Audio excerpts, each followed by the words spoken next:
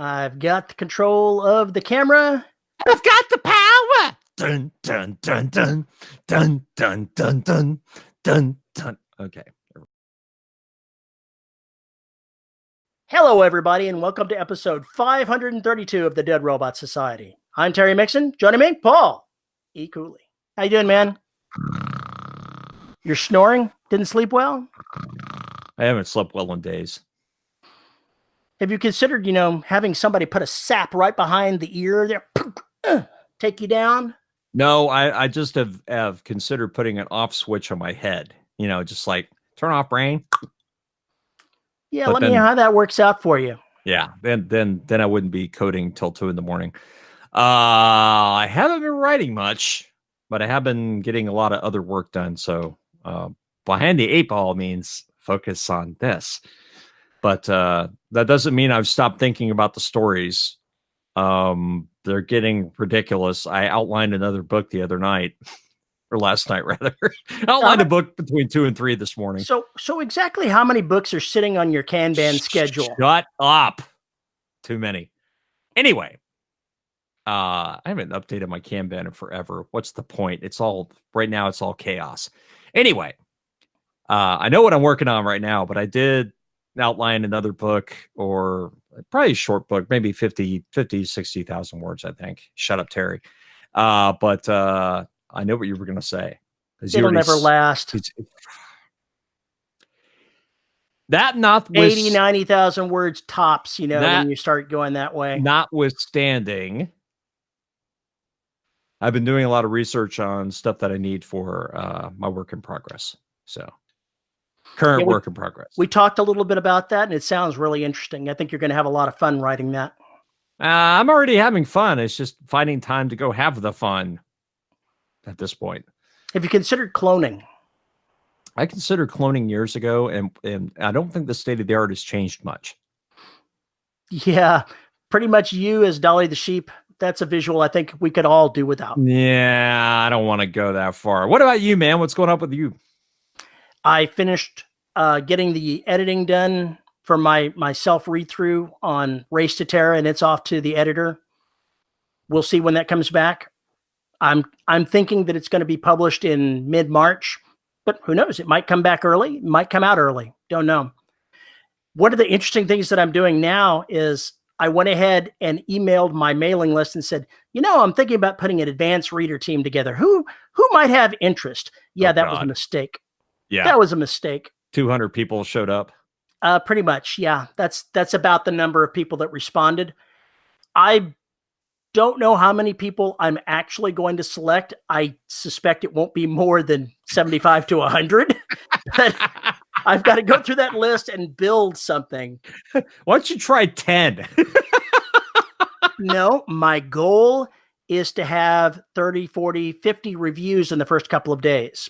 So that's the whole goal of having an advanced reading team, is to get some early reviews.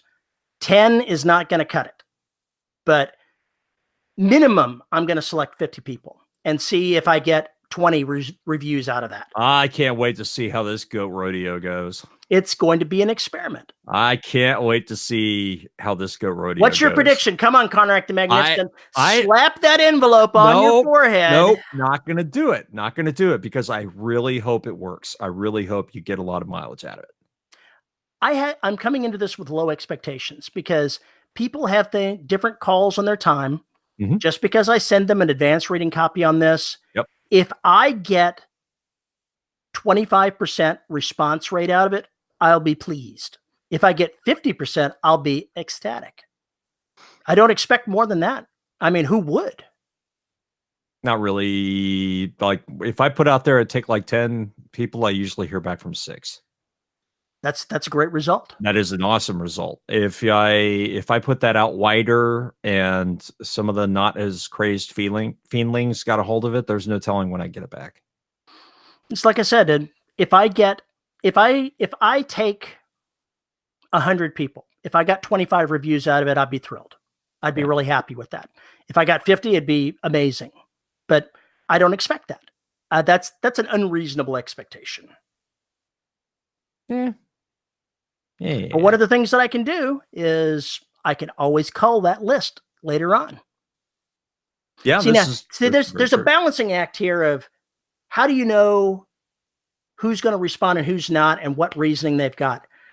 I think the way that I'm going to do it is when I send out the call for leaving a review, I'm going to ask for them to also email me back what the review was. I don't really care what the review was because it's an honest review. People are either going to like it, they're not going to like it, they're going to review it however they choose. But I want to see something back from them that says I did it. Right, yeah. And I can't just look at maybe it'll be as simple as that. I think that would actually be better.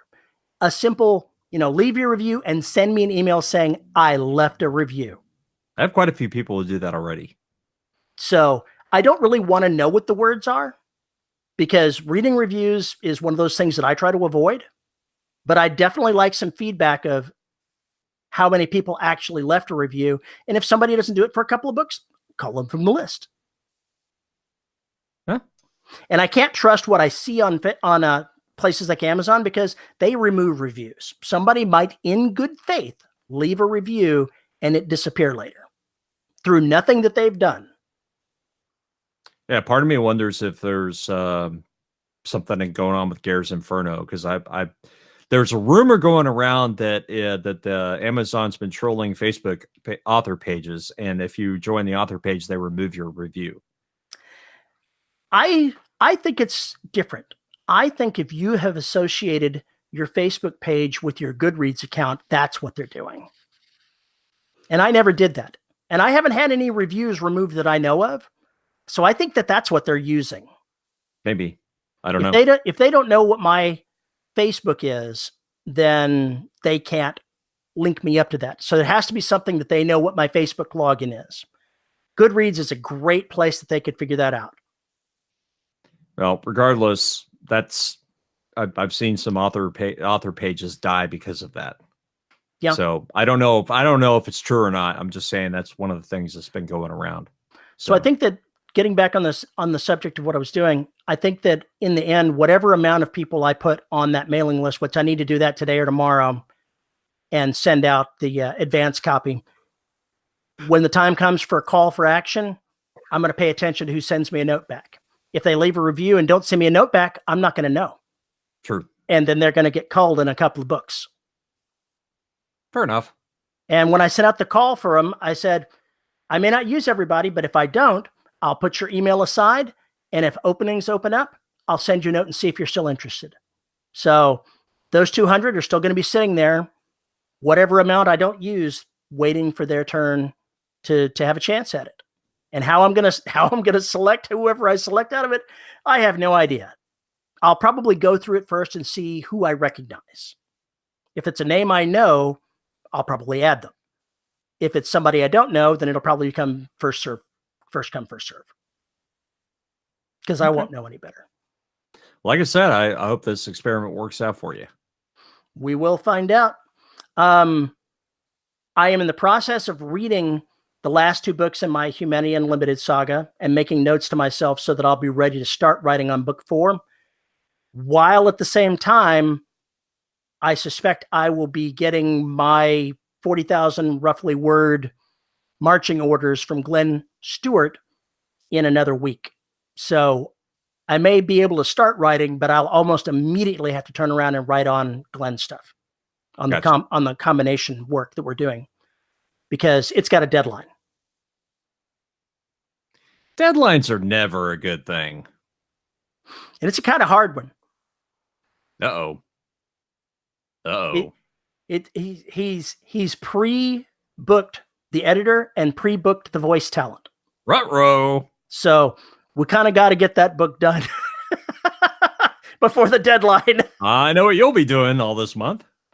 I'm going to be able to do mine on there.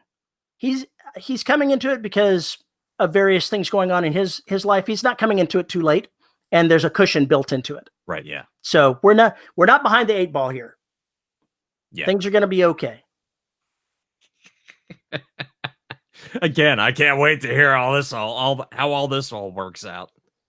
We've done it this is book number 5. Yeah, I know. I think it'll be fine. Yeah. You get You a feel say for this sort of thing after you do it a few times. It'll be fine. And whatever the case is, then I'll immediately turn back around and get back to writing Blood of Patriots. Cool. I'm glad you have a plan. I do have a plan. I actually have a schedule of books that I'm going to be approaching. It's Blood of Patriots is next, along with the Glenn Stewart project. And then I've got the next Empire book. And then I've got The Warlord, the next post-apocalyptic book, and then the Lit RPG. I know which order I'm going to do things in. I just have to get to them. I'm glad somebody has a schedule because mine's fucked. My dates change. The order has not. Yeah. Everything I had planned everything I had planned last year for this year, forget it. It's all gone. You've had a life role. Yeah. Writers have life roles. How do you know if you're a professional writer? If you survive one. This will be my second. I am not joking. Once you've been rolled over by life, if you get back up and you get back into the game, long-term professional writers have had career-ending events 3 or 4 times in their careers. People that have written decades. It happens. How do you know you're for your long-term professional? If you pick yourself back up, dust yourself off, and get back into the fray. Yeah. Mm-hmm. Mm-hmm. I've been there. My Barry erotica just told me I'm a lazy son of a bitch. I did not. I absolutely did not. I got back up after having my erotica career explode, changed my focus, and now write science fiction. I've survived one of these career-ending disasters. Who knows what the next one will be? There's no telling. There's no telling. Rather than going off in yet another tangent, we should start the goddamn show. You know, I think that's a great idea. I look forward to figuring out how you're going to name this show. It's just called What's in a Name. Oh, well, I think you've just covered what we're going to talk about too. So what was your topic from last night? I had the idea of talking about what's in a name. What's in a name? Character and that's names? Everything from titles to character names to place names, all the various things that we as writers have to name and usually suck at. It is. It's seriously one of the things a lot of writers totally suck at, trying to figure out the name for everything from their character, who is Bob, on to everything else. Bob? What's wrong with Bob? There's a certain series that's very dear to me that has just Bob. That's true. I can't wait for the next book in that series. I mean, come on. We Are Legion, We Are Bob was just amazing. Did you read the other book that he put out? I read all the books in that series. He has another one out. It was pretty good. I wasn't aware. It's not in that series. It's in a different series, but it was pretty good. Yeah. Well, I just, Bob was perfect for the character, for everything, because once he became a probe, it just made it so funny. I had an idea for how to keep a probe like that sane the other night. And you mentioning this just reminded me of it. I should probably write it down somewhere. And that's, you upload a consciousness to the drone, but it's going to go insane if it spends millennia going from system to system to system, looking at everything. Or just thinking. Just thinking, because, eventually the NUNI of living makes you want to die. It all becomes the same. You become bored. You become jaded. You want to kill yourself. But if they made the probe so that every time it arrived in a system, it did a clean download of a read-only copy of the personality, it kept the data that it got from the previous ones, but the personality has to start over. Ooh. That might help. Ooh. Ooh. Oh, what if the personalities figure out that's going on? Well, I suspected that, at least in the visual that I had, that the personalities would know about it, but then something goes wrong and it can't download again. Something that it can't fix. And that's going to be the problem. Or one of them goes insane and refuses to be wiped. Well, I figured that it's not a discretionary thing. It's a mandatory thing. So its failure is going to have consequences. If I ever write that particular kind of series, it seemed like a good idea. That is a good idea. I like that. I might have to steal that. I may have to steal that a lot. Because I can see somebody arriving, they wake up, they're in a new star system. Yeah, sent out to explore. Let me check my logs. Oh, this is system 5027. Shit, I've been at this a while. I wonder what else I've discovered. Going back through the databases all the way back to time to reacquaint oneself. But the personality still gets to have the wonder of the exploration of their very first star system every single time. Wow, that's kind of cool in a lot of ways, because literally you could do a series where every book is a different personality. You could. There could be some variant of that where they've uploaded hundreds of personalities, thousands of personalities, and a different one each time is the one involved. There's some options there. Yep. Yeah. But definitely. Names, we were talking names. We were talking names. Most of us are terrible at names. We are not terrible at names. We are not horrible at names. Nobody knows what the hell is in a name. Have you seen some of the titles out on the internet? Have I seen some of my titles? By Garaga? My Garaga. My, woo. Sorry. Well, I am wearing my What Would Garaga Do t-shirt, so. I've been listening to disco. Does that help? No, actually, it hurts my brain. The fact I was giving you knock, knock, knocking on heaven's door through Facebook, and you replied with disco made me want to scream. As I'm sure was intended, you bastard. Well, that's okay. Veronica was telling me today that she thought I should write a lit RPG where people are trapped in a radio station that's about to be shut down by the man, and they get trapped, and one of them is like Disco Man and lit RPG. Oh, I'm like, oh, I don't know about that. Disco Stu was talking to you. By the power of my beat, I compel you. By the power of my bell bottoms, I compel you. Okay, what's in a name? Titles on the internet. Yes, some of them absolutely stink. Stop doing your Donna Summer impression and get back on topic. I'm pretty sure that's not Donna Summer. I'm pretty sure that's John Travolta. Whatever the hell it was you were doing, I wasn't paying all that much attention. You're in a little window in the down corner when I'm talking. Names. How do you come up with names? Because I'm particularly curious how you came up with Garaga, because that is such an offbeat name.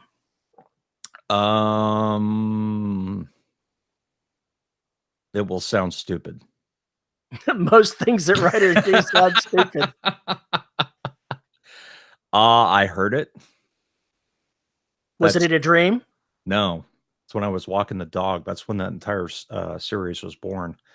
I just heard a voice ask about, do you want to hear about your father, little one? And I got the first paragraph in my head, and then she said that the things I do for love, even and for Garaga, and I was like, okay, we'll figure out what the hell that is later, and it stuck.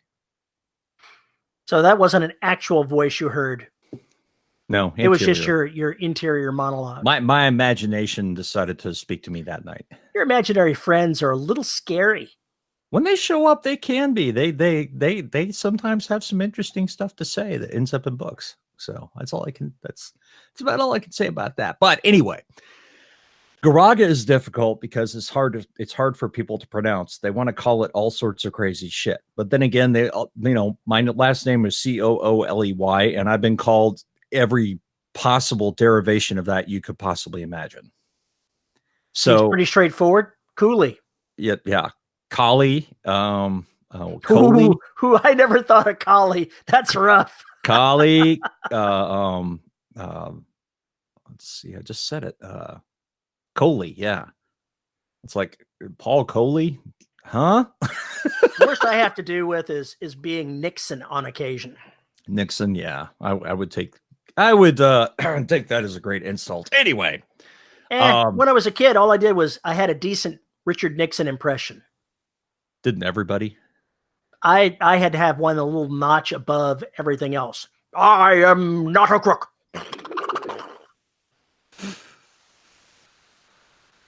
Anyway, names of things are For me, usually intuitive. I usually don't have to spend a whole lot of time. I'm just sitting there writing and I'm like, I need a doodad name. And I just pull one that's easy, or I steal one and I just move on because it doesn't matter. What about people? People are different. People are very, very different. For me, I cheat. I have the graveyard. I have the graveyard. So I have a ready built list of folks who are literally dying. No, not literally dying, literally paying in some cases to get their name in a book. They're dying in a literary fashion. Yeah, when I get done with them. So those kinds of names are not really difficult to come up with. I will steal them from Facebook. There's a couple of name generators out there if you need them, where you can plug in your I think Scrivener has one too built in.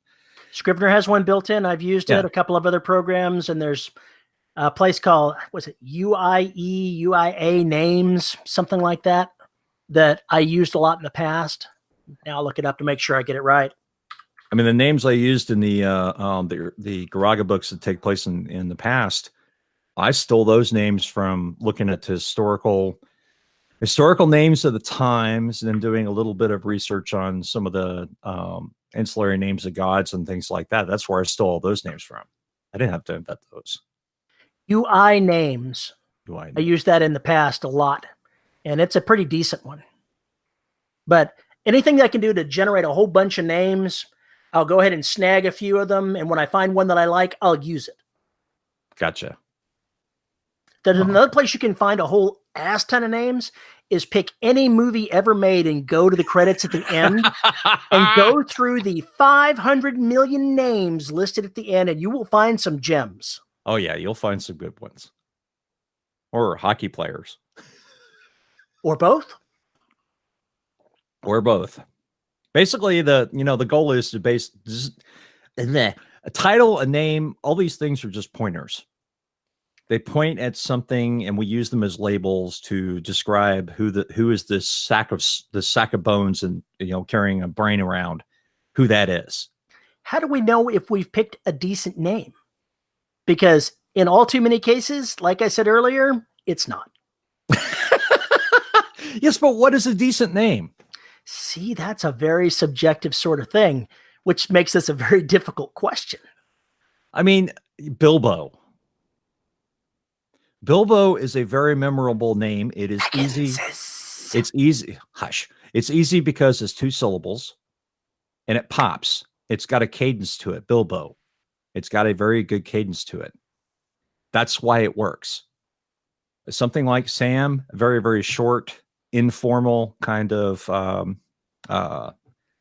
name that goes along with that character. Everybody else has these exotic names and he's just Sam. Well, look at it. Aragorn was also called Strider. Right. Yes. Because he needed a name that was a little bit more reachable than Aragorn. Exactly. And that's how a lot of these nicknames, shit, even in the real world, that's how a lot of nicknames are born. You've got some guy named Wierzbesky. Well, chances are he's going to have a nickname. I can't wait to hear what his nickname is. Yeah, exactly. I stole that. And see, I stole that name from Aliens. I was one of the Marines, one of the red shirts. He's fine. He's fine. So when I've screwed up, because if I have to narrate it and I have difficulty with the name, that's when I know I've screwed up. And that makes for some very embarrassing moments. You've achieved complete success when you put a word in something that the narrator cannot make themselves say. Yeah, even if it's a normal quote unquote word. Even if it's a real one. A real one that shouldn't be that difficult. It looks great on paper, but then when you have to read it, you're like, you got to be effing kidding me. It's just, So I was accused of trying to be like Chris Lester. Well, considering some of the names he has to come up with, I'm not surprised.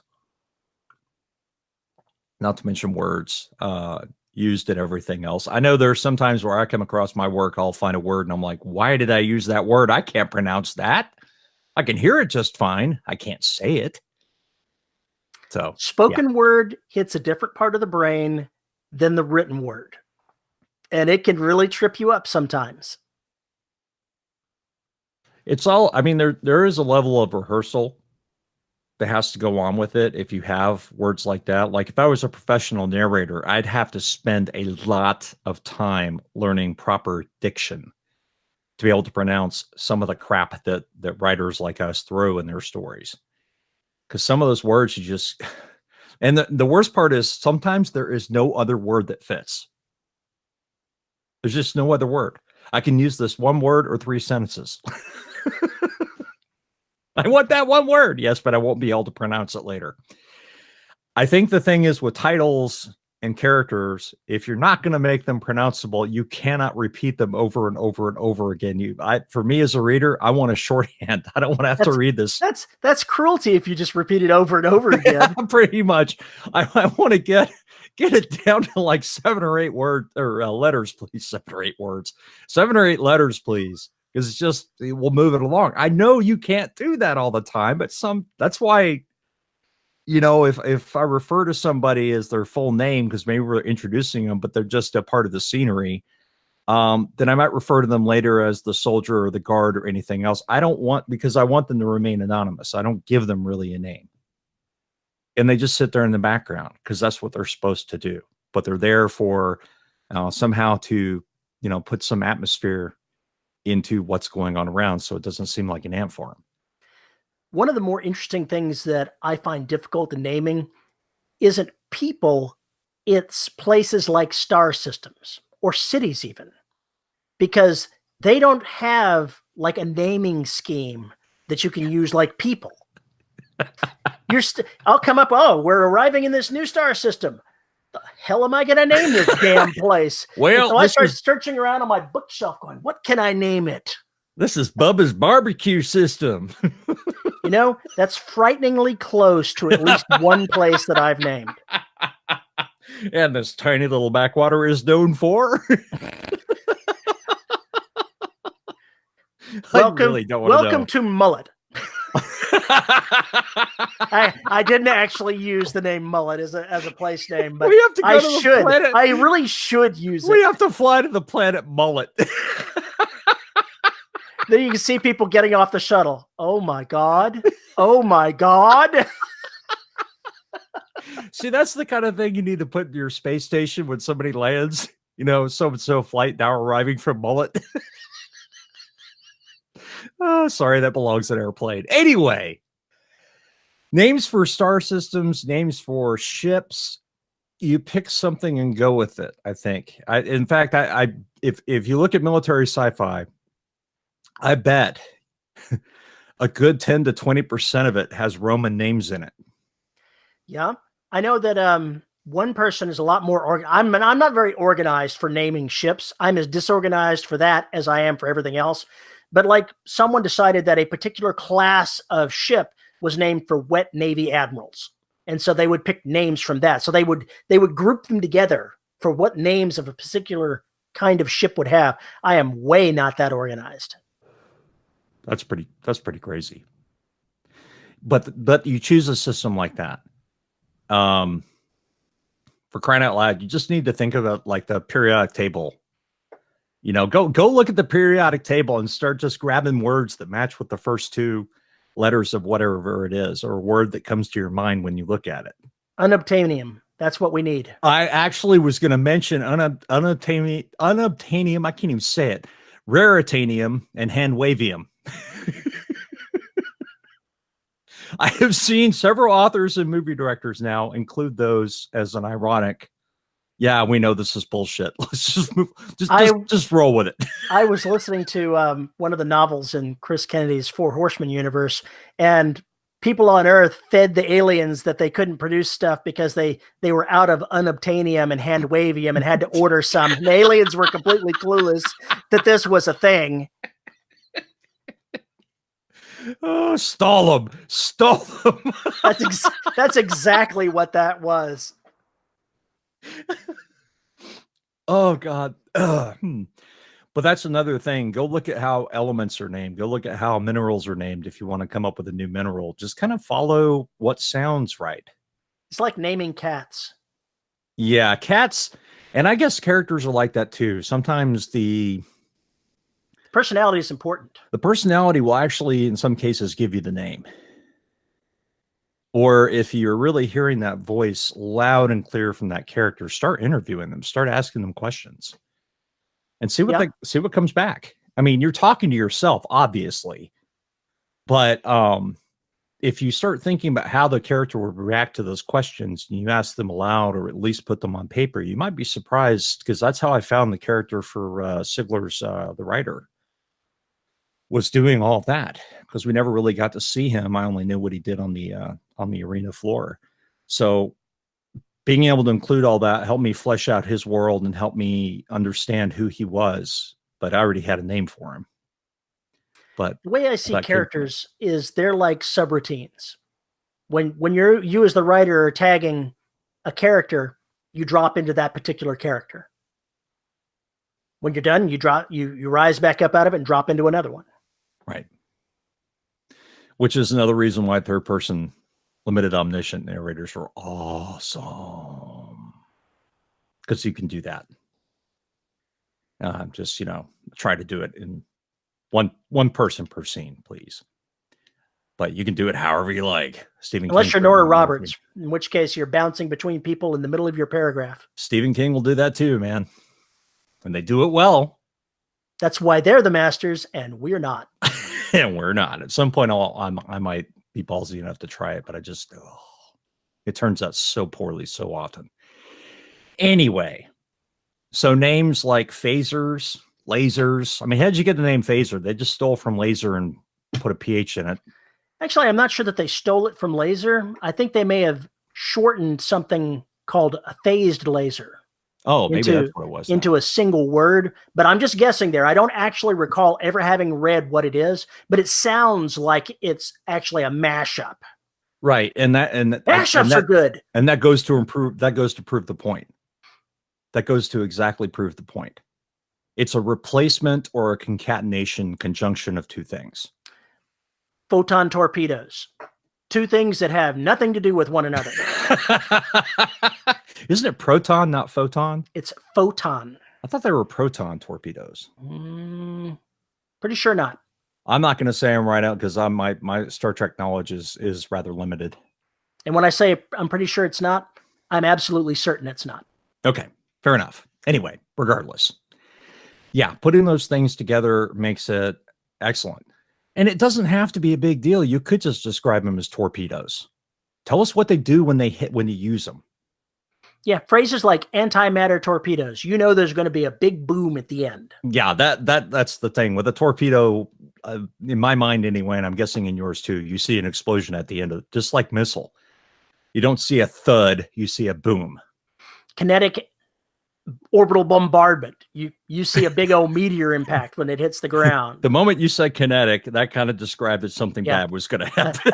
A kinetic strike is not a good thing to be on the receiving end of. No, whatever. It doesn't bother kaiju much. Anyway, the I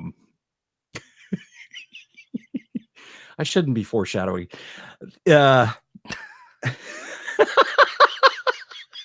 I haven't seen that second movie with the big robots and the kaiju. Oh, the Pacific Rim or whatever it is? Pacific Rim. I haven't seen that second movie, but I imagine it sucked. I never saw the first one. First one was okay. Anyway, Pacific Rim. That's a real place. That's a real place. It's actually a very big place because it's the rim around the plate, the tectonic plate. Right. I understand that. But yes, it works as a title. Real places can be titles. No problem. Happens all the time. Jungle, you could call it the Green Hell. The Green Hell. Yeah, or just Green Hell. Mm-hmm. Not the Green Hell, just Green Hell. Yeah.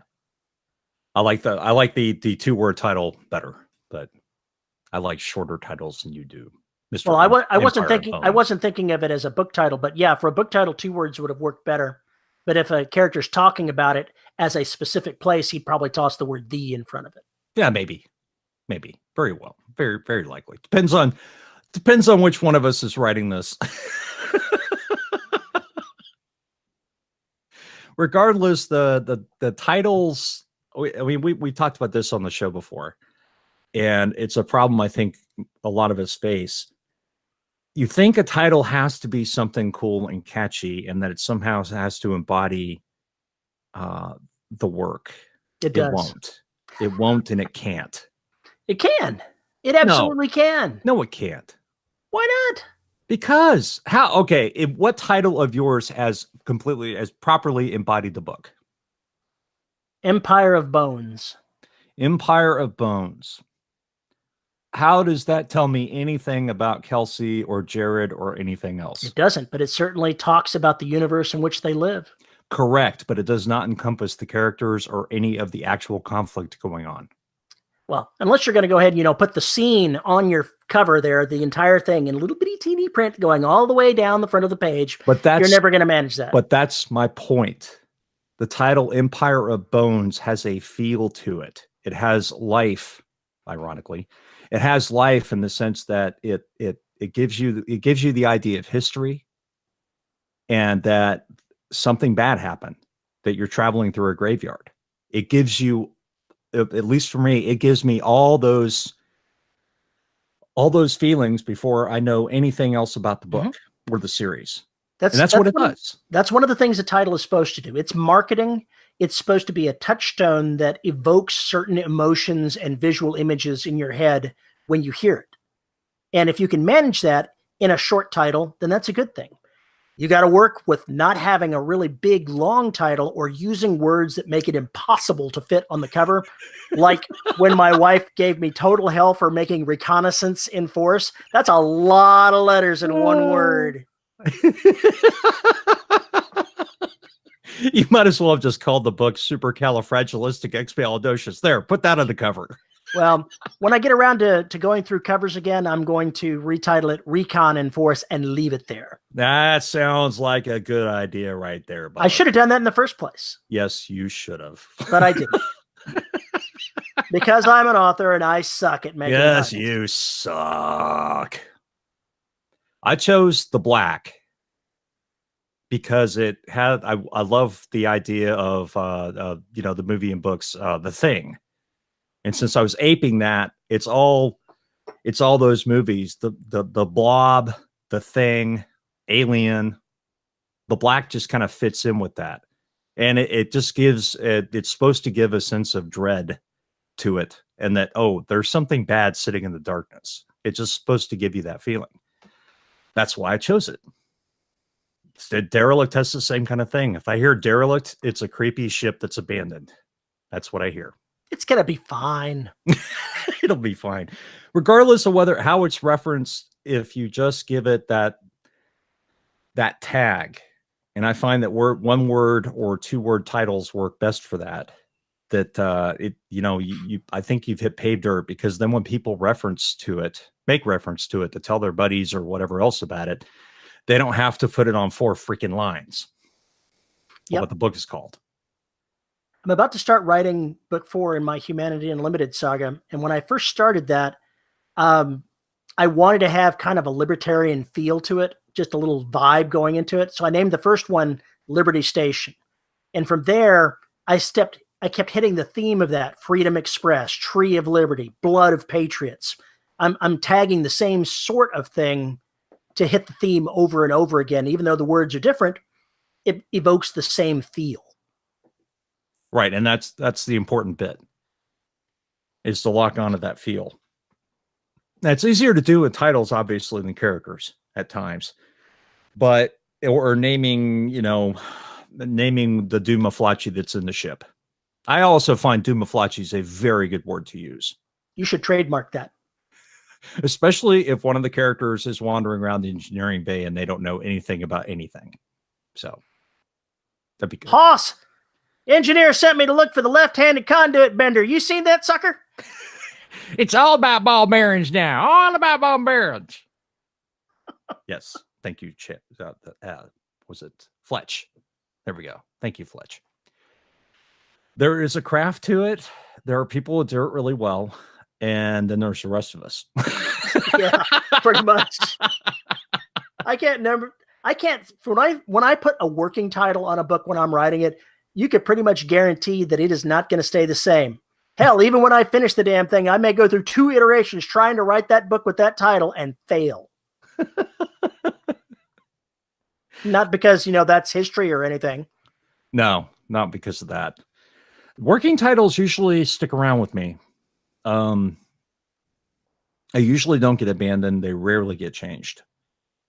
Closet Truce was really difficult because I could not come up with anything that actually fit with the book. Nothing. Because everything else sounded too generic. The ice cream man just sounds like, what the fuck is that? What do you call it? What do you call the damn book? So I just went with that. And I'm sure it hurt it, but I didn't know what else to call it and couldn't really swallow anything else for that book. I don't know. There's an art, like I said, there's an art to it. I suck at it. Mostly. So say we all. Yes, something like that. So, Terry, are you the fan of the 3-word titles for series? I kind of am. 2 or 3 words. It just really depends. Liberty Station, Freedom Express, both of those were 2-letter ones. Tree of Liberty, Blood of Patriots, 3. Yeah, I don't like 1-word titles, and I'd stick mainly with 3, but the occasional 2-word title works. Keep it brief. Keep it pithy. Very pithy. Very pithy. Yeah. It's a struggle. It is a struggle at times. But if a title hits me when I'm thinking about the story or when a story first comes to me, that title usually is what ends up being the book. So usually ends up being the title of the book. It mostly does for me as well, but sometimes not. Yeah, let's see. Raid on Terra went through how many different things? I tried to write that for 2 different books and failed. And now we finally got, oh my God, we arrived on Terra. I thought that was the new title. Yeah, that's pretty much it. Holy shit, we're here.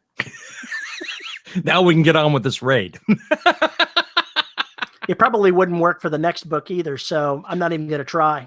So you've just given Which up probably on means that that it's going to happily work for that. Yeah, probably. Because that's, we're terrible at forecasting our own eventual craziness because we're good at it. I've got to tell you, as an aside, when I was going through this, doing the final read over the last week, I didn't really change anything major, but there were a couple of little, very minor things, minor mentions that took me virtually nothing to add in that are serious hooks that are going to have people going, what the fuck does that mean? Where is that going? You pulled one of those, huh? Oh, yeah, pretty much. That's one of my joys of reading back through it, like I'm reading it as a reader as opposed to the guy that wrote it, is I'll be getting through there and go, oh, wouldn't it be cool if I did this here? Yes, it would. You can't do that too much. If you do that too much, you end up with derelict. I've done that in every single book I've written. Yeah, the difference is you're still leaving holes that you might come back through. I'm having to leave all these holes because I have to go back through them. I am dropping plot hooks that I don't use, like I'm running down the hallway screaming, tearing off my clothes. Well, that actually pretty much is my writing. Speaking of visuals talent. that I just really did not need to have, David Wood, fire up the meme machine. He's got that thing bookmarked with our pictures in there. He's going to go ahead and plug us into, what is that, that fake porn generator? There's a fake porn generator? Yeah, where you could paste faces onto porn scenes of different people. And it's getting so good that it's a little hard to tell that if they're faked. Okay, number one, you should never use that word in that sentence form in this context. What's that? Hard. Number two. Oh, never mind. Oh, chicka wow wow. Number two. You probably should never use number 2. Never mind. This truly is disturbing. This is actually going on? It's a thing. It's real, and It is an actual thing. How did I miss this? I don't know. What scummy parts of the internet have you been trolling to come up with this information? The basic news sites where they talk about this happening to people. Oh, well, there's your problem. I listen to the news. Oh dear. Yeah, that would do it. That would do it right there. Okay, so imagine an entire society like that. They don't ever touch. They just use whatever. There you go. New brainstorming opportunity for you. Drag that one along into your personality thing. They pretty much already did that with Sylvester Stallone. Oh, what was that? Demolition Man? Yeah, I think it was actually. Yeah, Demolition Man. Oh, God. It's awful. There, I pasted a link for you. Why did you? Oh, wow.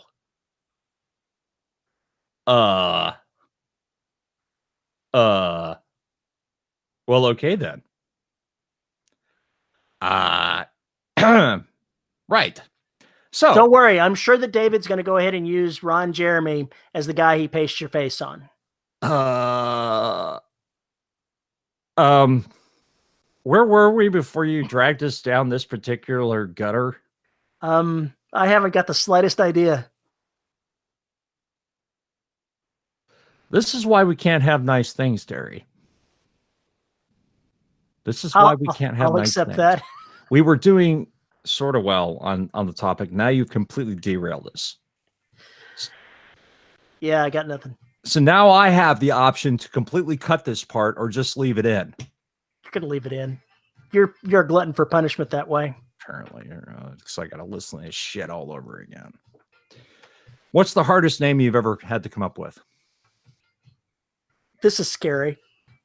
What the hell? Alexa just started talking to me.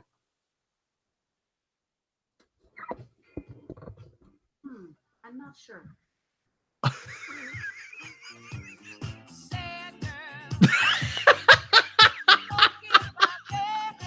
Will you stop this shit?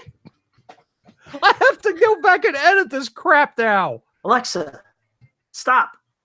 Alexa, shut the fuck up. Like, I've got noise canceling headphones and I'm going, why am I hearing music? What is that?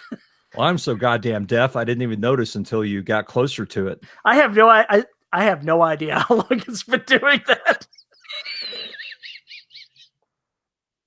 Wow, last week we're using the wrong mic. This week you're playing us with Donna Summer and God only knows what else. I blame listening to the disco station before we started. I think the fact that you listen to the disco station says a lot of it points to a lot of your problems. I blame the environment in which I was raised. I was just a kid at the right age. Disco was huge when I was young. You can evolve. Disco isn't dead. Disco is life. Disco Stu was talking to you. I got to send you that Simpsons clip. You have completely derailed the show. I believe I have. You have completely derailed the show.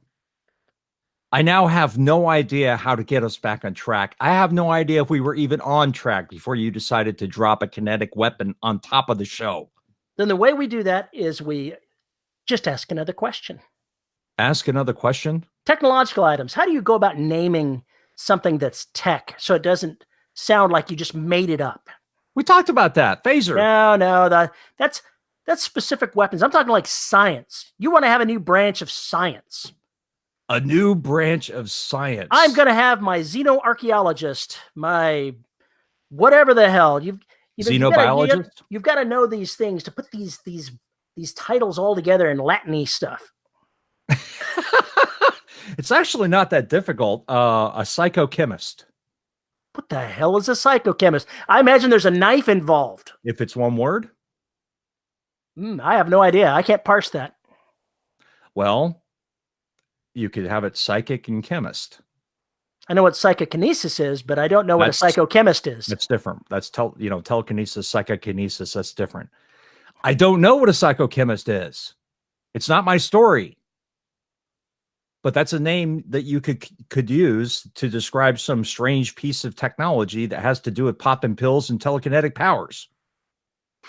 You know, I'd be very careful in a Paul E. Cooley novel to have somebody send off for the psychochemist because they're not going to like what they get.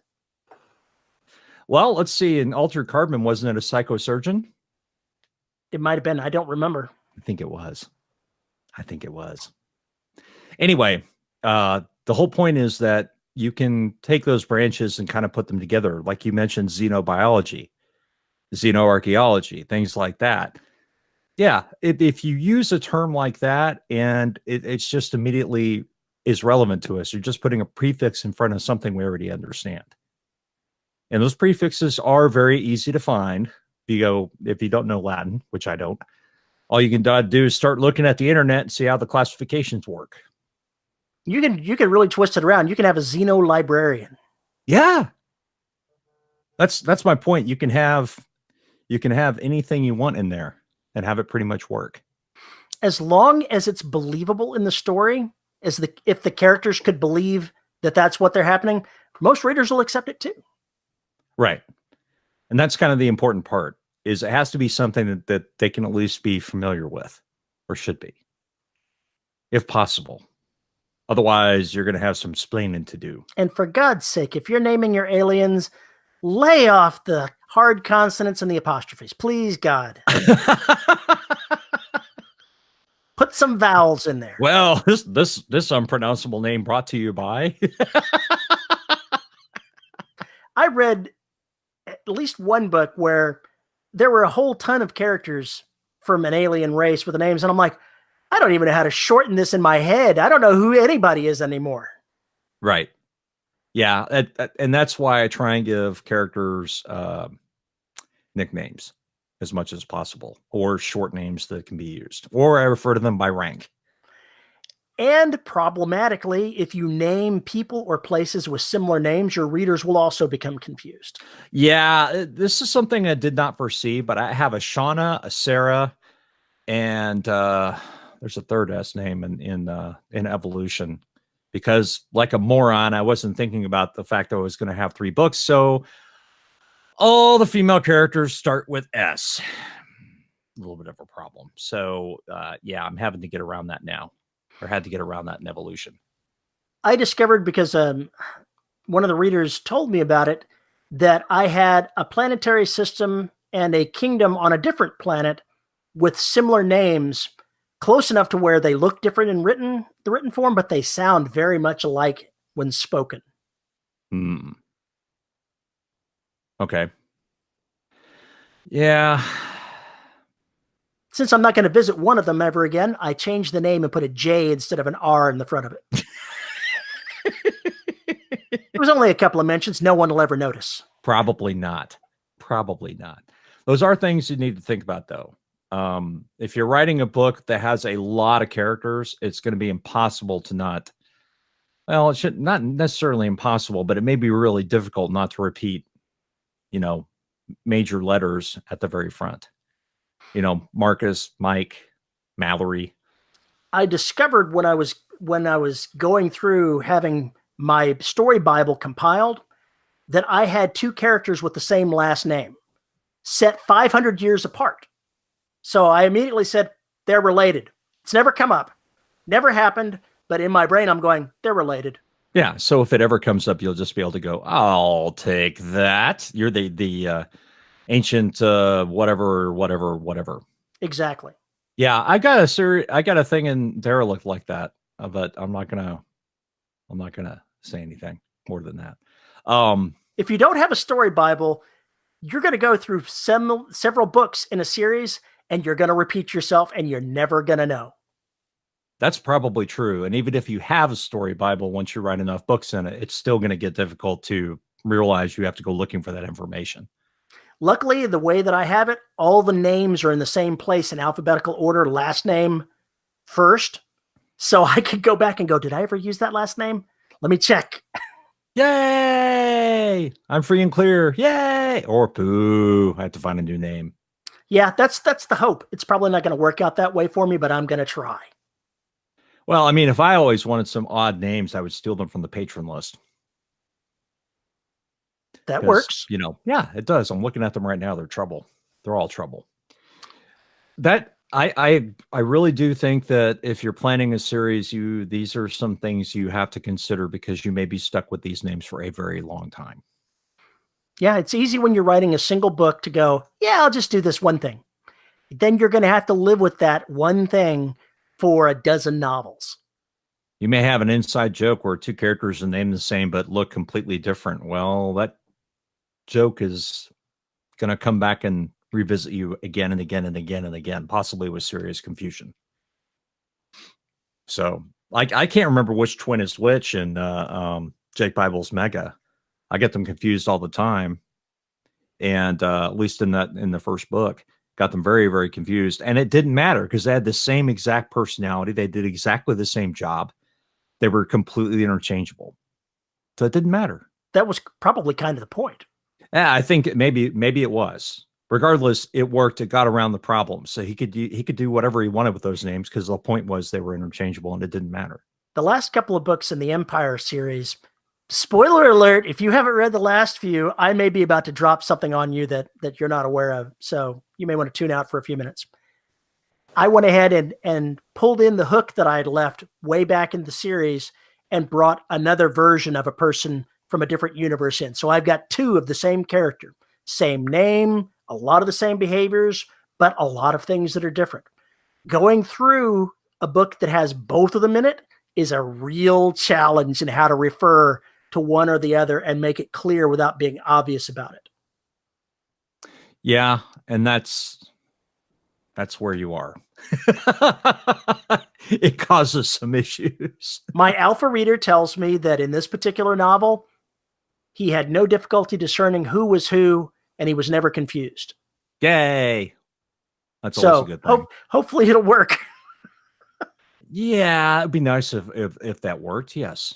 It really would. It helps when you have the people in everybody decide, you're going to be Bob 1 and you're going to be Bob 2. And get everybody to buy in on it. Yeah, I really liked what the Bobaverse did as far as their naming schemes. That was really quite funny. Yeah. Let each Bob choose their own name. So that was the best way to handle it. Yeah, but then you get mad because all the good names are taken. There were a lot of Bobs. There were a lot of Bobs. They actually had a few Bobs complain about the fact that all the good names were taken. Right, and that was because they have the same personality. They want to pick they have the same go-to things, but they can't because the other people already went to it. Don't you think the author was talking to himself? I think he may have been. I think he may have been. I think he did. I think it was a problem he had, and so he made it a problem in the book. I think that's how that worked. That's actually pretty awesome. No, it is. It's absolutely awesome. It's the mother of invention kind of thing. It needed a way to make this. We can't have like probe 1, 2, 3, 4. It's just too goddamn difficult to keep them separate. That's why I really love the audiobook because Mr. Porter did a really, really good job of making sure each Bob had their own voice. That's got to be tough. It is. That's got to be so tough. Well, the major ones had some of the personalities blended, but the major ones had their own fixed personality, and you could tell who they were by how they talked. You could tell. Because the original Bob didn't change at all. Really didn't. Well, he changed as a character, but his voice didn't change. His smartass and his comments and snark never changed. This is a good thing because the snark is pretty much the character.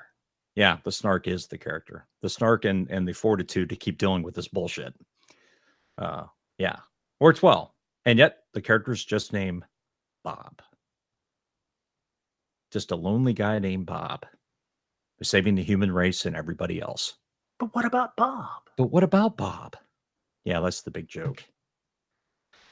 Cthulhu. We're not responsible for that one. Ryalga something or other. Nyarlathotep. All these other names that are so goddamn difficult to pronounce. All this Lovecraftian bullshit. Why do you remember it? I suspect I remember Cthulhu because I played Call of Cthulhu when I was younger. Sure. But think about the name, though. The name has stuck since whenever he was writing, 13, 20, whatever it was. Whenever he was writing that stuff. I can't remember now. Anyway, the names stick with me because they sound ancient. They sound foreboding. They sound like they don't make sense to anything. Nyarlathotep? What the hell is that? I'm sure if you ran into Nyarlathotep in the alley, you'd be fine. But if you think about it, what is that? That is just a substitution of Egyptian words. Yeah. Hotep and things like that. They're just Bubba Hotep. Bubba Hotep. I knew you were going to go there. It's just basically thieving from cultures and putting stuff together in interesting new combinations. And I think that's when you pay attention to that, go dig in, just think about why the author may have done that. There may actually be a reason for it. So, but yeah, I hate reading Lovecraft these days because I can't remember how the hell you're supposed to pronounce some of that bullshit. Go ahead and read some of the Elric saga. Oh no. You know what? When you look at that written out, it looks like it says Elric of Melnibane as where he's from. But the author claimed to someone that it's pronounced Menebene. And it doesn't even look like that. You're like, where did that even come from?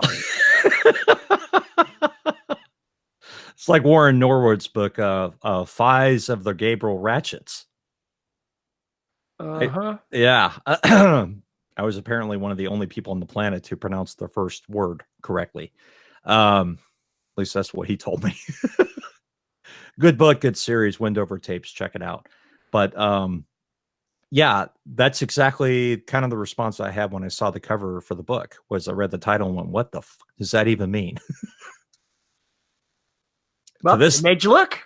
It did make me look, and it made me pick it up and read it. So, there you go. It's strange. Sometimes it can be weird and still work. John dies at the end. Oh, thanks for spoiling it for everybody. Great title for a book. Great title for a book. John dies at the end. It sets you up for everything. Was the twist that he didn't die? You have to read the book or see the movie. It is impossible to explain. It is impossible to explain. Very, very good, but I could not. There's no way I could explain it to you. It is just one crazy acid trip. It's just nuts. But it brought people into reading it because it has that kind of title. It just has that kind of title. I love it.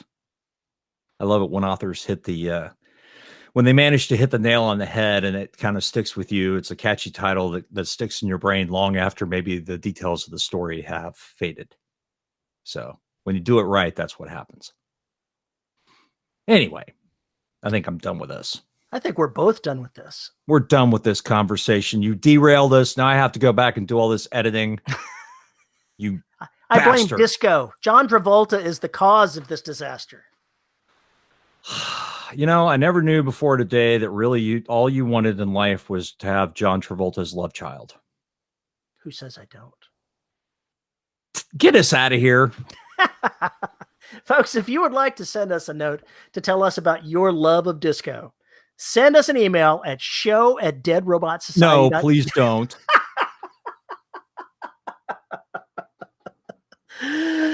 show@deadrobotsociety.com. You can find us on Facebook at the Listeners of the Dead Robot Society Facebook group. You can find us on Twitter. You can find Paul on Twitter at Paul_E_Cooley. You can find our audio at, I don't know where you can find it, on our website, because we have to thank Pod. You derailed my exit here. You totally derailed my exit. I didn't do anything. I did nothing. I'm sitting here looking at my notes and you're fucking everything up. It's because you went ahead and threw that in the middle of my opening spiel. You derailed me. What did you think was going to happen when you throw disco at me? Asking people to send me their stories about disco. No. Bad, Terry. Bad. Well, that's where we are. We'll thank Podhoster. We'll also go ahead and point at YouTube/DRS podcast. Do you want me to start this over? Because you're totally fucking with me now. Oh my God. Oh my God. Uh-huh. And he wants to pretend that he didn't do this on purpose. I didn't do this. You can find us at youtube.com/DRS podcast. If you want to support the show and get access to exclusive content like live shows where you can watch this happen in real time. Patreon.com/DiscoRS. No?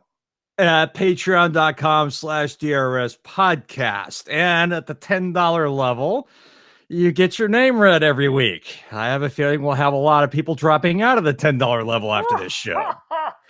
And can we give them disco names? And as if